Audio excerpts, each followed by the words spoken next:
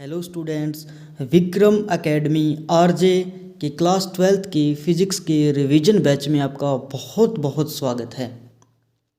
सबसे पहले अपने डिस्कस कर लेते हैं कि इस रिवीजन बैच में आपको क्या क्या बेनिफिट्स रहने वाला है। इस रिवीजन बैच में आपको क्लास 12th की फर्स्ट एंड सेकंड बुक पूरी की पूरी रिवाइज करवाई जाएगी। और ये रिवीजन बैच किसके लिए बेनिफिशियल रहेगा? जिन स्टूडेंट्स का एग्ज़ाम अभी 1 महीने बाद या 1.5 महीने के बाद होने वाला है, तो उन स्टूडेंट्स के लिए ये काफ़ी बेनिफिशियल रहेगा। इसके अंदर आपको कम से कम समय के अंदर अच्छे से अच्छे कंटेंट के साथ पूरे की पूरी फिज़िक्स को रिवाइज करवाया जाएगा। तो चलो स्टूडेंट्स, अपने बिना वक्त गवाए आज की क्लास को स्टार्ट करते हैं। तो आज की क्लास अपनी पहली वाली बुक जो है उसका चैप्टर नंबर 1 है। तो इस चैप्टर के नाम से ही अपने को पता चलना चाहिए कि इस चैप्टर के अंदर अपने को क्या क्या पढ़ना था। तो विद्युत आवेश तथा क्षेत्र, सबसे पहले आता है इसमें विद्युत आवेश। विद्युत आवेश को क्यू से प्रदर्शित करते हैं। किसी पदार्थ का वह गुण जिसके कारण वह विद्युन्मय हो जाता है उसे आवेश कहते हैं। इसे क्यू से प्रदर्शित करते हैं। अब बात कर लेते हैं कि आवेश का जो मात्रक है तथा इसकी विमाएं हैं। आवेश का जो एसआई मात्रक होता है वो होता है जी कूलाम। इसे सी से प्रदर्शित करते हैं। अब एम के एस के अंदर इसका मात्रक क्या हो जाता है? एम्पियर इंटू में सेकंड, क्योंकि क्यू इक्वल टू क्या होता है? आई इंटू में टी। आई यहाँ पे विद्युत धारा है और टी यहाँ पे समय है। तो विद्युत धारा का मात्रक होता है एम्पियर, टी का क्या होता है? सेकंड। तो इसीलिए इसका मात्रक क्या हो गया? एम्पियर इंटू में सेकंड। अब सीजीएस के अंदर इसका जो मात्रक होता है वो होता है स्टेट कूलाम।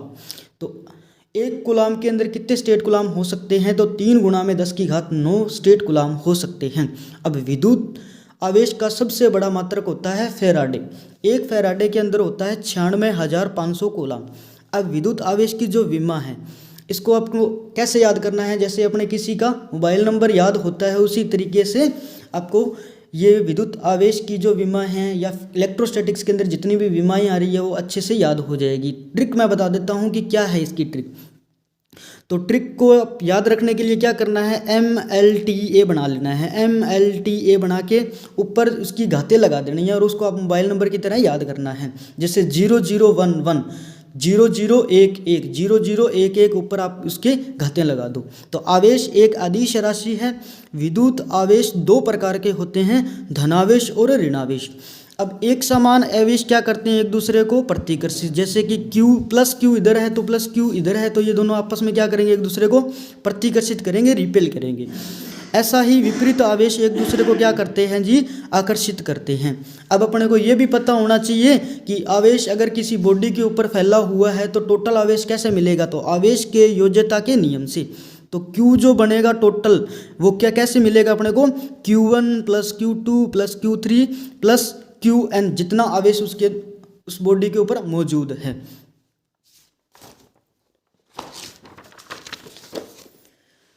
तो चलो, अब अपने को ये भी पता होना चाहिए कि आवेश जो है वो संरक्षण के नियम की पालना करता है। ना तो आवेश को उत्पन्न किया जा सकता है और ना ही नष्ट किया जा सकता है। ये एक स्थान से या एक जगह से दूसरे स्थान पर क्या होता है? स्थानांतरित होता है। अब अपने बात कर लेते हैं आवेश का क्वांटा। आवेश का क्वांटा क्या होता है कि आवेश कितने हैं वो कैसे पता चलेगा? इलेक्ट्रॉन की संख्या के आधार पर। n यहाँ पे नेचुरल नंबर है। एक इलेक्ट्रॉन पे कितना चार्ज होता है? 1.6 × 10⁻⁻19 कूलाम। अब अपने बात कर लेते हैं कूलाम का नियम। कूलाम का नियम क्या होता है पहले तो ये डिस्कस कर लेते हैं। अब देखो, अपने जानते हैं कि एक आवेश दूसरे आवेश पे क्या लगाता है? बल लगाता है। एक आवेश दूसरे आवेश पर बल लगाता है। तो ये जो बल है ये अपने कूलाम के नियम से प्राप्त करते हैं। ये जो बल है वो कैसे मिलता है अपने को? देखो, F बराबर में क्या होता है? KQ1 Q2/r²। K की वैल्यू जो होती है वो होती है 1/4πε0 और K यहाँ पे क्या हो गया? 1/4πε0 Q1 Q2/r²। अब देखो F किसके बीच में लग रहा है? अभी 2 आवेश थे मेरे हाथ में, जैसे पकड़ रखे मैंने 2 आवेश, इनके बीच में एक बल लग रहा है वैसा का वैसा। तो देखो F जो है वो 2 आवेशों के मध्य लगने वाला बल है। आर दोनों आवेशों के मध्य की जो बीच की दूरी है वो है। के यहाँ पे क्या है, नेतांक है जिसे कूलाम नेतांक कहते हैं, और के का जो मान होता है वो 1/4πε0 होता है, और जिसका मान कितना होता है 9 × 10⁹ न्यूटन मीटर स्क्वायर बटा में क्या होता है कूलाम का स्क्वायर। और यहाँ पे ε0 जो होता है ये होती है निर्वात की विद्युतशीलता, जिसका मान कितना होता है 8.85 × 10⁻12 कूलाम स्क्वायर बटा में क्या हो जाएगा न्यूटन मीटर स्क्वायर। अब देखो कैसे हुआ ये, ε0 इधर चला गया और के इधर आया, तो इसका मात्रक क्या हो जाएगा, विपरीत हो जाएगा, या ये बोलते हैं अपने क्या हो जाएगा, इन्वर्सली हो जाएगा। और यहाँ पे बात करें अपने कूलाम के नियम का सदिश निरूपण। अब देखो, अब ये चार्ज है, मान लो कि यहाँ पे एक चार्ज है, यहाँ पे एक चार्ज है, ये जो आवेश है ये इसके ऊपर बल लगाएगा, और ये जो बल आवेश है ये इसके ऊपर बल लगाएगा, तो इसका अपने को सदिश निरूपण करना है। तो देखो F12 यानी पहले वाला दूसरे पे जो बल लगा रहा है उसके according K Q1 Q2 upon में R का स्क्वायर, और R⁻12 यानी पहले वाले से दूसरे वाले तक की दूरी, और R का मोड। और यहाँ पे बात करें तो दूसरे वाला जो आवेश है वो पहले वाले पे बल लगा रहा है, तो उसका क्या हो जाएगा F21, और ये क्या होगा -Q1 Q2 अपॉन में क्या हो जाएगा R स्क्वेयर, और इधर क्या हो जाएगा R⁻21 हो जाएगा, और R वेक्टर का क्या हो जाएगा मोड। तो अपने को ये भी पता होना चाहिए कि R12 जो होता है वो क्या होता है F12 जो होता है वो क्या होता है माइनस का F21 होता है। आगे अपने डिस्कस करते हैं कि विद्युत क्षेत्र किसे बोलते हैं, इसे ई वेक्टर से डिनोट किया जाता है। विद्युत क्षेत्र तो अपने को नॉर्मल पता ही होना चाहिए कि एक जो विद्युत आवेश है उसके चारों ओर का वह क्षेत्र जिसमें कोई दूसरा बल आवेश बल का अनुभव करता है, यानी कि किसी भी आवेश के चारों ओर का वह क्षेत्र जिसमें कोई दूसरा आवेश बल का अनुभव करे उसको क्या बोलते हैं अपने विद्युत क्षेत्र बोलते हैं। विद्युत क्षेत्र की परिभाषा क्या होती है कि विद्युत बल अपन में परिरक्षण आवेश, परिरक्षण आवेश वो होता है जो खुद बल नहीं लगाता लेकिन बल को अनुभव करता है। तो ये जो है वो बल को अनुभव करेगा, और किसको करेगा, जो उसके ऊपर बल लगना है उसको। तो इसकी जो डेफिनेशन के हिसाब से इसकी मैथमेटिकल फॉर्म क्या हो जाएगी, तो ई वेक्टर बराबर में limit Q tends to 0 F upon में Q, F अपॉन में Q। और यहाँ पे एक इसकी दूसरी परिभाषा भी बनती है जिसको क्या बोलते हैं अपने विभवांतर बटा में लंबाई। ई बराबर में क्या होता है विभवांतर बटा में लंबाई या विभव बटा में लंबाई। तो अब बात कर लेते हैं विद्युत क्षेत्र का मात्रक। विद्युत क्षेत्र का जो मात्रक होगा वो क्या होगा, मात्रक आपको अच्छे से याद कर लेने हैं, क्योंकि जब भी आप फिजिक्स के अंदर न्यूमेरिकल सॉल्व करोगे तो मात्रक के बगैर कुछ नहीं कर सकते। आपको पता ही नहीं चलेगा कि क्या क्या वैल्यू मिली हुई है एग्जाम के अंदर, और बिना वैल्यू मिले हुए आप किसी भी न्यूमेरिकल को सॉल्व नहीं कर सकते। तो आपको ये ध्यान में होना चाहिए कि न्यूटन पर कूलाम किसका मात्रक होता है, भी ई का मात्रक होता है, यानी विद्युत क्षेत्र का मात्रक होता है। वोल्ट पर मीटर भी किसका मात्रक होता है, विद्युत क्षेत्र का मात्रक होता है। अब इसकी बात कर लेते हैं विमा। विमा को आप कैसे याद रखना है, 11-31, 11-31 यानी MLTA, 11-31 ऐसे। विद्युत क्षेत्र की दिशा, विद्युत क्षेत्र की अब दिशा बहुत ज़्यादा इंपॉर्टेंट है। 1 नंबर का क्वेश्चन यहाँ पे बन सकता है कि विद्युत क्षेत्र जो होता है वो धनावेश अगर है तो उसके हमेशा क्या होगी, बाहर की तरफ होगी। अगर ऋणावेश है तो उसमें हमेशा विद्युत क्षेत्र की दिशा अंदर की ओर होगी। अब अपने ये बात कर लेते हैं जो मोस्ट इंपॉर्टेंट है, आपके डेरिवेशन इससे आते हैं कि मान लो कि मेरे हाथ में या यहाँ पे एक पॉइंट चार्ज रखा हुआ है, यहाँ पे एक पॉइंट चार्ज रखा हुआ है। ये जो आवेश है यहाँ पे मैंने परिरक्षण आवेश रख दिया यानी R दूरी तक। ये देखो इस तरीके से एक यहाँ पे ये कैपिटल Q है, यानी ये कैपिटल क्या है आवेश है। ये क्या लगा रहा है, यहाँ पे इस परिरक्षण आवेश पर बल लगा रहा है, और उसके बीच की दूरी कितनी है R। तो अपने डिस्कस कर लेते हैं कि बिंदु आवेश के कारण विद्युत क्षेत्र की जो तीव्रता होगी वो कितनी होगी। तो F बराबर में अपने जानते हैं कि K Q1 Q2 अपॉन में R स्क्वायर। E बराबर में अपने जानते हैं कि F अपॉन में Q, और ये F की वैल्यू इसमें उठा के रख देंगे तो अपने पास क्या मिलेगा यहाँ से, E वेक्टर बराबर में K Q अपॉन में R square, K Q upon में R स्क्वायर। E वेक्टर बराबर में K Q अपॉन में R स्क्वायर। K की वैल्यू अपने को पता है 1/4πε0 Q अपॉन में R स्क्वायर। अब अपने ये बात कर लेते हैं कि ई और आर के बीच में ग्राफ खींचना है अपने को। ई और आर के बीच में ये क्या है, इन्वर्सली प्रोपोर्शनल है, व्युत्क्रमानुपाती है। तो व्युत्क्रमानुपाती का जो ग्राफ होगा वो कैसे होगा, इस तरीके से होगा। चलो नेक्स्ट अपने डिस्कस कर लेते हैं।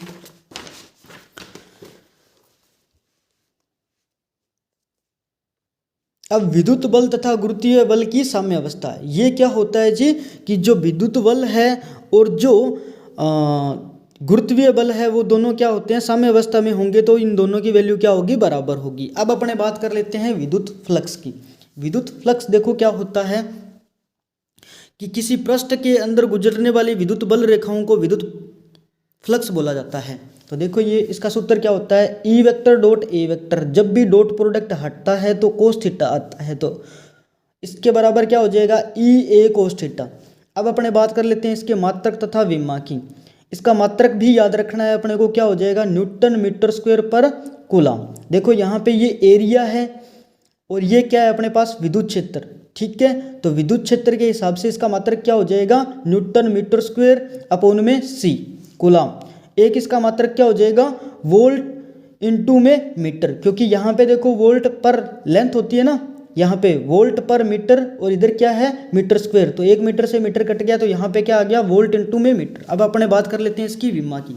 तो इसकी जो विमा है वो हो जाएगी 13 - 31, 13 - 31।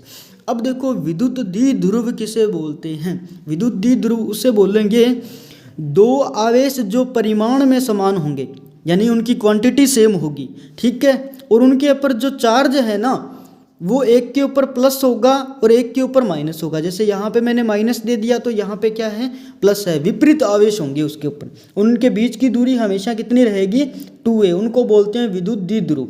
अब विद्युत द्विध्रुव का केस आपको अच्छे से याद कर लेना है for exam point of view. अब बात कर लेते हैं विद्युत द्विध्रुव आघूर्ण क्या होता है। तो आवेश का उन दोनों के बीच की दूरी, यानी विद्युत द्विध्रुव के बीच की दूरी का आवेश के साथ जो मल्टीप्लाई होता है उसे विद्युत द्विध्रुव आघूर्ण कहते हैं। इसके मात्रक की डिस्कस कर लेते हैं अपने। इसका मात्रक होता है कूलम इनटू में मीटर। विमा इसकी क्या हो जाएगी, 0,111, 0,111, ऐसे ही याद कर सकते हो आप, 0,111। अब विद्युत द्विध्रुव एक सदिश राशि है जिसकी दिशा क्या होती है, -q से +q की ओर होती है, -q से +q की ओर होती है। अब अपने बात कर लेते हैं कि एक समान विद्युत क्षेत्र में विद्युत द्विध्रुव पर कार्यरत बल आघूर्ण टो का मान देखो कैसे पता करेंगे। मान लो ये एक समान क्या है, विद्युत क्षेत्र है, इसके अंदर अपनों ने एक विद्युत द्विध्रुव आघूर्ण को रख दिया। तो इधर प्लस आवेश है तो बल लगेगा बाहर की तरफ, इधर माइनस आवेश है तो बल लगेगा इधर। तो यहाँ पे टो का जो मान होता है वो होता है P vector cross E vector, P vector cross E vector. जब भी क्रॉस प्रोडक्ट हटता है तो यहाँ पे साइन थीटा आता है, और डॉट प्रोडक्ट हटता है तो क्या आता है अपने पास, कोस थीटा आता है। तो देखो यहाँ पे टो बराबर में क्या आ गया अपने पास, PE sine theta, PE sine theta, PE sine theta. अब केस फर्स्ट कि ये बल आघूर्ण जो है ये जीरो कब कब हो सकता है, जब थीटा अगर जीरो हो जाए, यानी कि विद्युत द्विध्रुव तथा या विद्युत द्विध्रुव आघूर्ण तथा विद्युत क्षेत्र के मध्य कोण कितना बन जाए, 0 डिग्री। तब क्या हो जाएगा, जो टो है वो जीरो हो जाएगा। सेकंड केस, जब थीटा 90 हो जाए, मतलब वो दोनों चीज़ें क्या है, परपेंडिकुलर हो जाए, तो उस कंडीशन में जो विद्युत बल आघूर्ण है या विद्युत द्विध्रुव आघूर्ण है जो, चलो अपने अभी ये भी डिस्कस कर लेते हैं कि गाउस का नियम तथा उसके अनुप्रयोग मोस्ट इंपॉर्टेंट टॉपिक है। इसमें 1 नंबर की परिभाषा या इसके ऊपर डेरिवेशन भी पूछे जाते हैं। तो रेखीय आवेश घनत्व इसे लैम्डा से प्रदर्शित करते हैं। तो लैम्डा बराबर में क्या होगा, लंबाई के अंदर जो आवेश होंगे, लंबाई के अंदर जो आवेश होंगे। पृष्ठीय आवेश घनत्व क्या होगा, सिग्मा से प्रदर्शित करते हैं, यानी पृष्ठीय क्षेत्र में कितने आवेश हैं, पृष्ठ के क्षेत्र में कितने आवेश हैं वो क्या होगा, पृष्ठीय आवेश घनत्व। आयतनीय आवेश घनत्व इसे रो से प्रदर्शित करते हैं। तो रो बराबर में क्या हो जाएगा, आयतन में जितने आवेश हैं, प्रति इकाई आयतन में कितने आवेश हैं। गाउस का नियम 1 नंबर की परिभाषा आ सकती है, आपको अच्छे से पढ़ लेनी है। आपको पता भी होगी कि गाउस का नियम बंद पृष्ठ पर लगता है और किसके कारण लगता है, ये फ्लक्स का मान ज्ञात करने के लिए लगता है या विद्युत क्षेत्र की तीव्रता ज्ञात करने के लिए लगता है। तो किसी बंद पृष्ठ से पारित विद्युत फ्लक्स उस पृष्ठ में उपस्थित कुल आवेश यानी कि सिग्मा क्यू का 1/ε0 गुणा होता है। तो फ्लक्स जो होगा वो जितना भी आवेश होगा उसका कितना होगा 1/ε0 गुणा होगा। तो फ्लक्स बराबर में क्या हो गया अपने पास सिग्मा क्यू अपॉन में ε0। और अपने जानते हैं कि फ्लक्स बराबर में क्या होता है closed integral E vector dot क्या होता है ds वेक्टर। तो यहाँ पे क्या हो जाएगा यहाँ पे फ्लक्स का मान रख देंगे अपने क्या हो जाएगा closed integral E vector dot क्या हो जाएगा ds वेक्टर बराबर में क्या हो जाएगा जितना भी आवेश था उनका जोड़ बटा में क्या हो जाएगा 1/ε0 या ये बोलते हैं अपने कि जितना भी आवेश था उसका कितना गुणा हो गया 1/ε0। अब आगे इसके अनुप्रयोग ये कहाँ कहाँ रूल लगता है गाउस का। तो देखो अनंत विस्तार की लंबी धनावेशित तार के कारण विद्युत क्षेत्र। अब अनंत विस्तार की तार है अपने हाथ में ये देखो ये तार पकड़ रखी है मान लो अपनी ठीक है ये अनंत विस्तार है इधर भी बढ़ती जा रही है इधर भी बढ़ती जा रही है ठीक है। इसके ऊपर एकदम बढ़िया तरीके से क्या फैला हुआ है अभी धनावेश फैला हुआ है लंबी धनावेशित तार है अपने पास। अब इससे अपने को क्या निकालनी है विद्युत क्षेत्र की तीव्रता निकालनी है। तो सबसे पहले विद्युत क्षेत्र की जब भी तीव्रता निकालेंगे तो अपने को क्या बनाना पड़ेगा इसके अराउंड इसके अराउंड क्या बनाना पड़ेगा अपने को एक गॉसियन पृष्ठ बनाना पड़ेगा। तो इसका गॉसियन जो पृष्ठ होगा वो क्या होगा बेलनाकार होगा और इस बेलनाकार पृष्ठ की जो लंबाई अपनों ने क्या माननी L मान ली है। और कहाँ पे अपने को ज्ञात करना था इस P पॉइंट पे विद्युत क्षेत्र की तीव्रता निकालनी थी। तो अपने को क्या करने होंगे यहाँ पे वेक्टर जो लेंथ के वेक्टर होते हैं वो लेने पड़ेंगे। यहाँ पे पहला अपनों ने लिया यहाँ पे ds1 वेक्टर और यहाँ पे लिया अपनों ने ds3 और यहाँ पे लिया अपनों ने ds2 ठीक है। इस गॉसियन पृष्ठ की जो त्रिज्या है वो कितनी है r ठीक है। इस गॉसियन पृष्ठ की जो त्रिज्या है वो कितनी है r और इस गॉसियन पृष्ठ पर आवेश कितना फैला हुआ है जी प्लस का आवेश फैला हुआ है ये अपनों ने पहले ही डिस्कस कर लिया है। तो इसके कारण जो विद्युत क्षेत्र की जो तीव्रता निकल के आएगी जो विद्युत क्षेत्र की तीव्रता होगी वो होगी E बराबर में लैम्डा अपॉन में 2πr E बराबर में क्या निकल के आएगी अपने पास लैम्डा अपॉन में 2πr यानी E बराबर में क्या निकल के आएगा अपने पास देखो 2π है।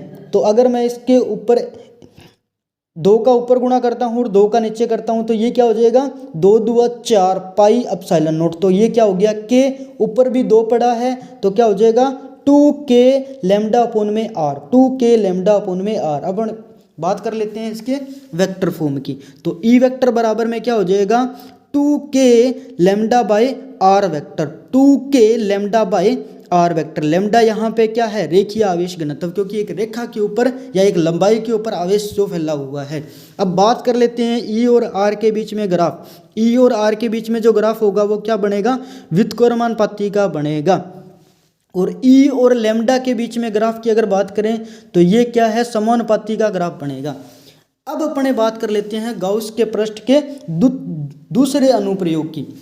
तो अपरिमित अचालक अनंत विस्तार की पट्टिका के कारण विद्युत क्षेत्र। अब मेरे पास मान लो कि एक रेक्टेंगल टाइप की सीट है ये देखो ये ठीक है और इसके ऊपर चार्ज था। ये बाहर तो चार्ज नहीं है लेकिन इसके अंदर कितना इसके ऊपर कितना चार्ज फैला हुआ है प्लस का चार्ज फैला हुआ है। और अपने P पॉइंट पे क्या निकालनी है विद्युत क्षेत्र की तीव्रता निकालनी है।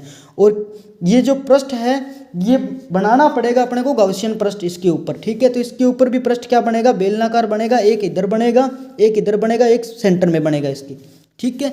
तो अपने इस पे बात कर लेते हैं कि विद्युत क्षेत्र की जो तीव्रता है वो कितनी निकल के आती है अपने पास से सिग्मा अपॉन में 2ε0। विद्युत क्षेत्र की जो तीव्रता है वो कितनी निकल के आती है यहाँ से E बराबर में सिग्मा अपॉन में 2ε0।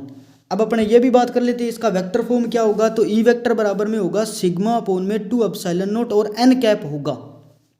अब E और R के बीच में ग्राफ क्योंकि ये R पे डिपेंड ही नहीं करता तो इसका क्या चलेगा ग्राफ कांस्टेंट चलेगा। और यहाँ पे बात करें E और सिग्मा के बीच में ग्राफ जो है वो समानुपाती रूप। चलो अपने गाउस के नियम के तीसरे अनुप्रयोग के ऊपर डिस्कस करते हैं। तो ये तीसरा अनुप्रयोग किस पे था भाई कि चालक या खोखले गोले के कारण विद्युत क्षेत्र कितना बनेगा। एक खोखला गोला है उसके ऊपर आवेश फैला हुआ है बढ़िया तरीके से और प्लस आवेश फैला हुआ है और इस गोले की त्रिज्या कितनी है कैपिटल R है। तो पहला केस क्या है जब बिंदु P गोले के बाहर r दूरी पर स्थित है। ये जो अपने कहाँ प्राप्त करना है विद्युत क्षेत्र, इस P बिंदु पर। इनके बीच की दूरी कितनी है, स्मॉल r, और इस गोले की खुद की जो त्रिज्या है वो कितनी है, कैपिटल R, और इसके पृष्ठ पर कितना आवेश फैला हुआ है, सिग्मा यानी प्लस आवेश फैला हुआ है। तो विद्युत क्षेत्र की जो तीव्रता होगी वो कितनी निकल के आएगी, E बराबर में सिग्मा कैपिटल R का स्क्वायर बटा में क्या होगा, एप्सिलॉन नॉट स्मॉल r का स्क्वायर। सेकंड केस, जब बिंदु P गोले के सतह पर होगा यानी पृष्ठ पर होगा, जब बिंदु P गोले के पृष्ठ पर ही होगा यानी यहीं पे होगा, यहीं पे, तो क्या होगा भाई, ये जो स्मॉल r है और r क्या हो जाएंगे, बराबर हो जाएंगे। तो उस कंडीशन में r बराबर में क्या हो जाएगा, कैपिटल स्मॉल r बराबर क्या हो जाएगा, कैपिटल R, तो कैपिटल R स्क्वायर से कैपिटल R स्क्वायर हो जाएगा कैंसिल आउट। तो पृष्ठ पे अगर जब भी अपने निकालेंगे ना तो वो कितना निकल के आएगा अपने पास, सिग्मा अपोन में एप्सिलॉन नॉट, सिग्मा अपोन में एप्सिलॉन नॉट। अब तीसरा केस क्या है, जब बिंदु P गोले के अंदर होगा, ये हमेशा के लिए ध्यान रखना कि अंदर क्या होता है, आवेश नेट जो बनेगा वो जीरो बनेगा, और जीरो बनेगा तो विद्युत क्षेत्र की तीव्रता ही क्या निकल के आएगी अपने पास, जीरो। बिंदु P अगर गोले के अंदर होगा तो विद्युत क्षेत्र की तीव्रता निकल के आएगी जीरो। तो आज की क्लास में अपनों ने लगभग पहला चैप्टर पूरे का पूरा रिवाइज कर लिया है। अगर आपको वीडियो अच्छी लग रही है तो इसको लाइक, शेयर एंड चैनल को सब्सक्राइब कर लीजिए, जिसके बाद आप बेल आइकन को भी दबा लीजिए, जिससे आपको जैसे ही न्यू वीडियो अपलोड होगी तो आपको नोटिफिकेशन वगैरह मिलता रहेगा। धन्यवाद।